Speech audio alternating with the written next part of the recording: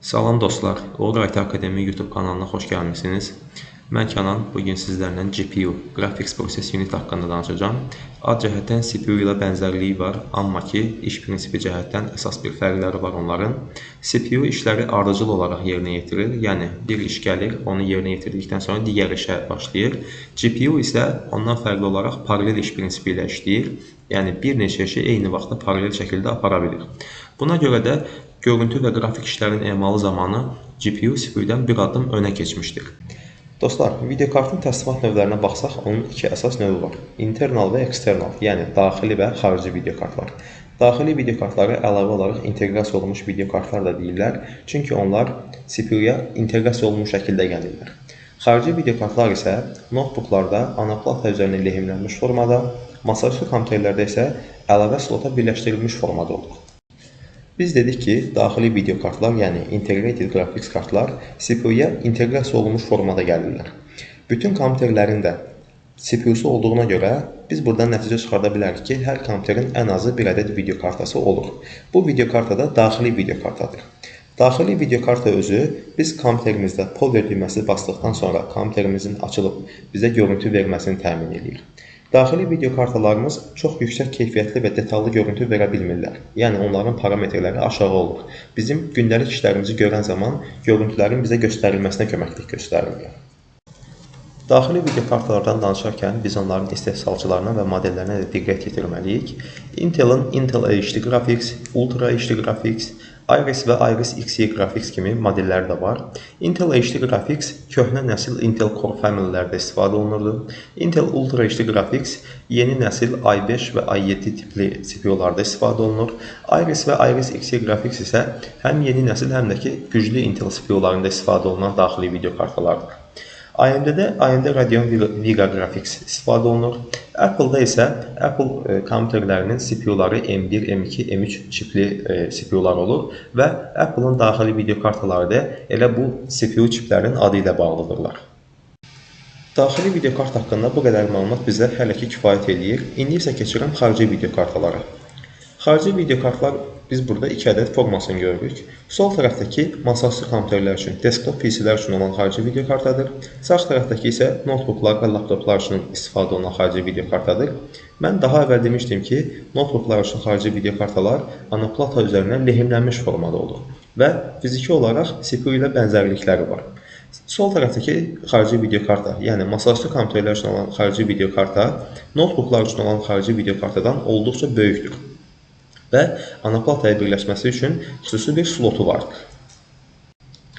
Sizin üçün əlavə bir məlumat da verim ki, biz bugünə qədər CPU, RAM və bugün də videokartlar haqqında video çəkmişik. Masaüstü kompüterlərin CPU, RAM və videokartı fiziki ölçülərinə görə notebooklarınkindən daha böyük olur və bu da onların daha səmərəli arxitektura ilə qurulmasına gətirib çıxardır.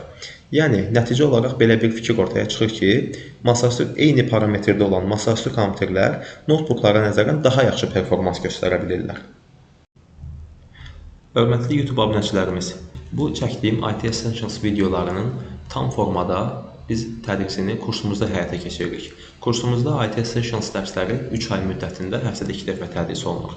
Əlavə olaraq bildirim ki, Uğur IT Akademidə sadəcə IT Essentials yox, həm şəbəkə adminliyi, həm şəbəkə təhlükəsizliyi, informasiya təhlükəsizliyi, sistem administratorluğu kursları da tədris olunur.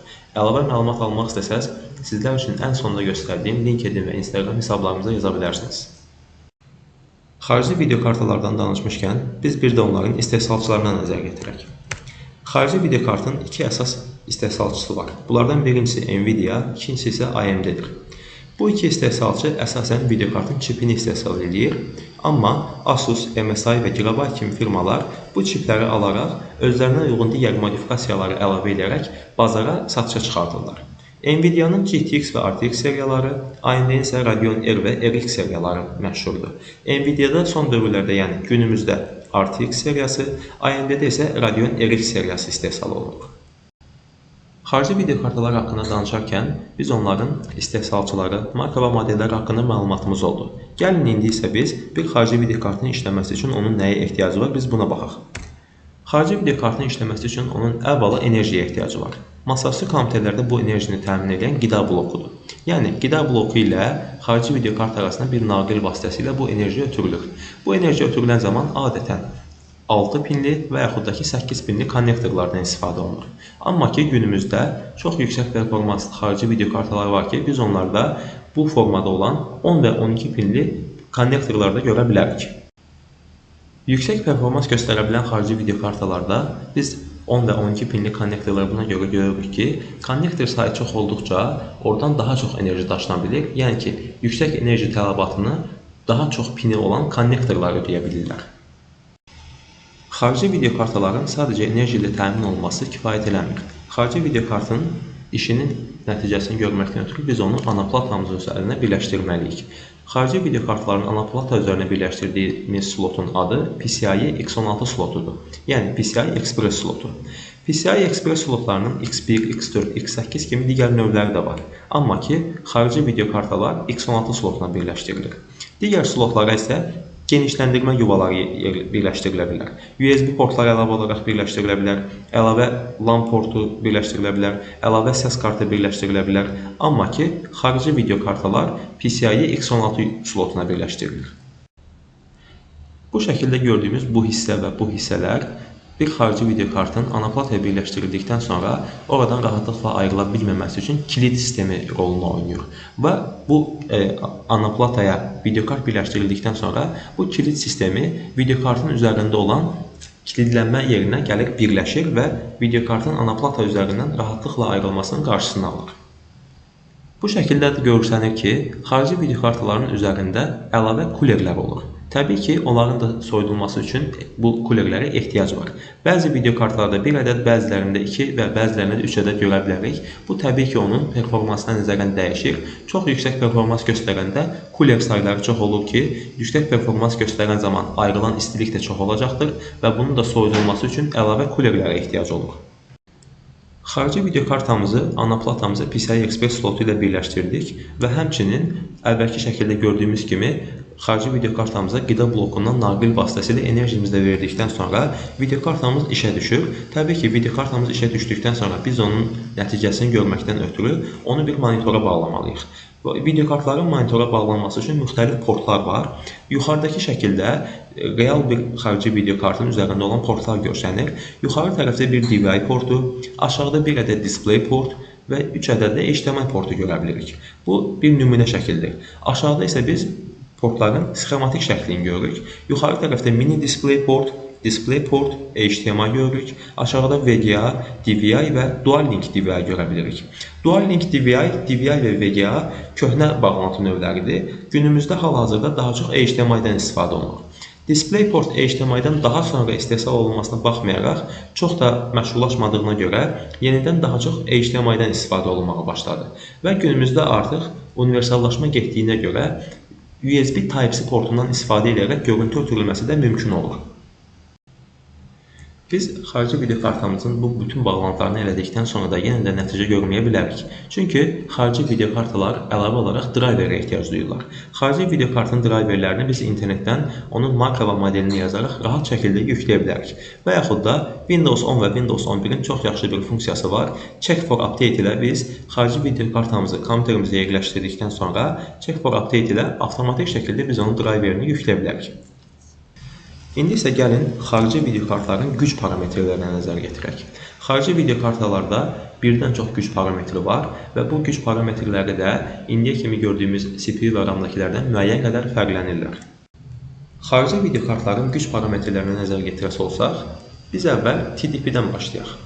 TDP Thermal Design Power bir xarici videokartın işlədiyi zaman özündən yaydığı istiliyi göstərir və bu da bizim kompüterimiz üçün soyutma sistemini seçən zaman seçimimizə təsir göstərir. Yəni biz bir masaüstü kompüter yığası olsaq, aldığımız xarici videokartın TDP dəyərini nəzərə alaraq biz onun üçün soyutma sistemi seçməliyik.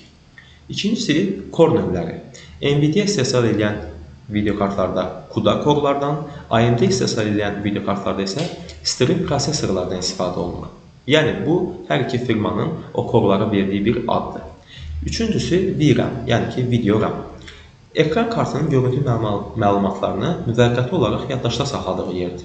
Həcm olaraq 8, 12 və 24 GB olur və növ olaraq isə GDDR5, GDDR6 və GDDR6X kimi növləri var.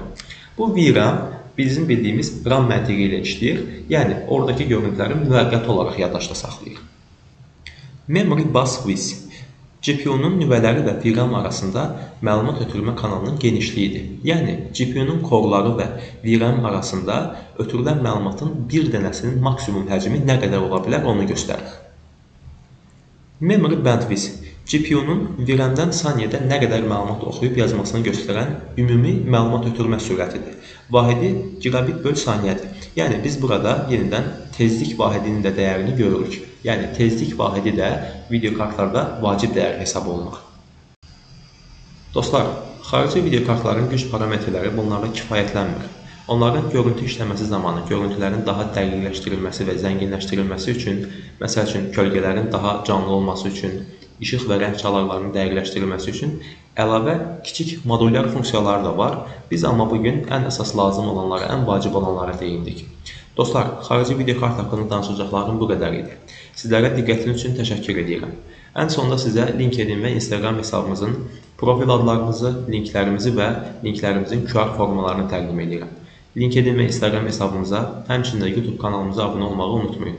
YouTube kanalımızda digər playlistlərə nəzər yetirsəz, orada şəbəkə haqqında, şəbəkə təhlükəsizliyi haqqında digər videolarda görə bilərsiniz. Sağ olun dostlar.